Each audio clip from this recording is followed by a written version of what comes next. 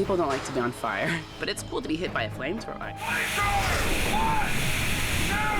It has to look out of control and be in control, and that's the stunt game.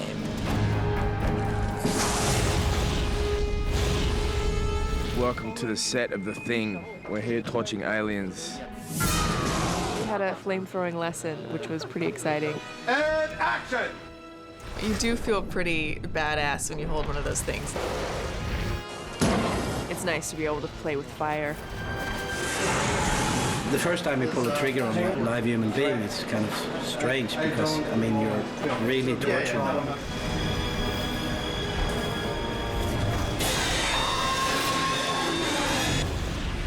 Jurgen has had a great time with the flamethrower. I think he's burned people the most up so far.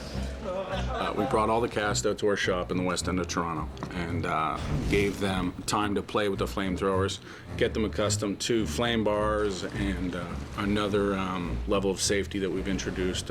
It's called an air knife. It puts a curtain of air so that when we want to get, say, Mary close to a wall that's on fire, we can put a curtain of air between her and the fire, but it won't allow the flame to transfer. With the flamethrowers, they're remotely controlled with an infrared IR system so that we have control of the fluid to the gun. So at any time, we can shut off the fluid in case they turn around on the crew or whatever. This is the guys from ADI.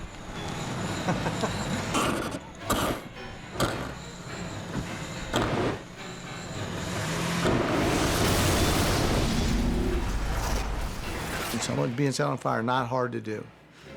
That's the easy part. The hard part is making sure that they don't actually burn.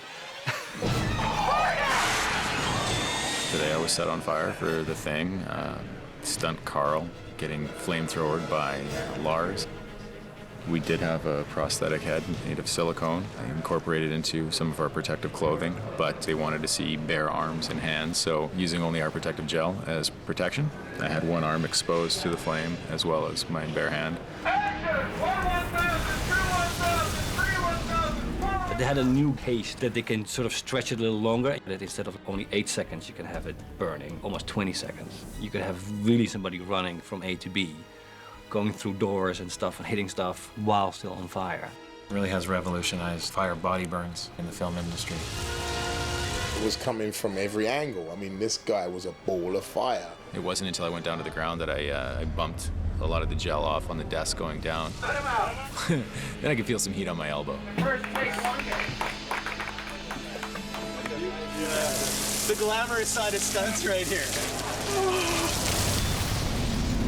Today was a good day on the Juliet thing. I get burnt and go running in the kitchen to put myself out.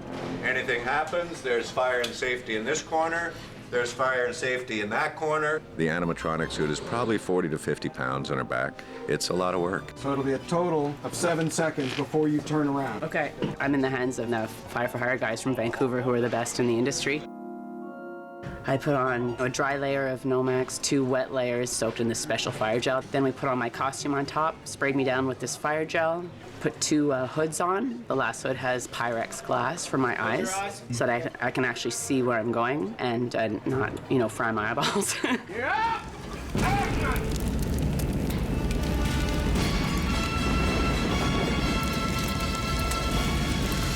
All I can see is like orange. And then the flame tends to shift so you can see where you're going. The difference was the last take. There was so much fire that I actually, I couldn't see anything, but it was all right.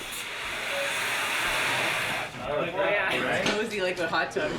Lighting a stunt woman on fire is actually a bit scary, but cool to watch. And now we're lighting a dummy on fire, which is just kind of smelly.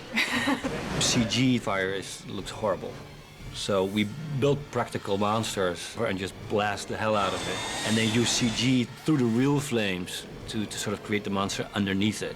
Being surrounded by a bunch of monsters and fire and girls with flamethrowers, and it's kind of perfect.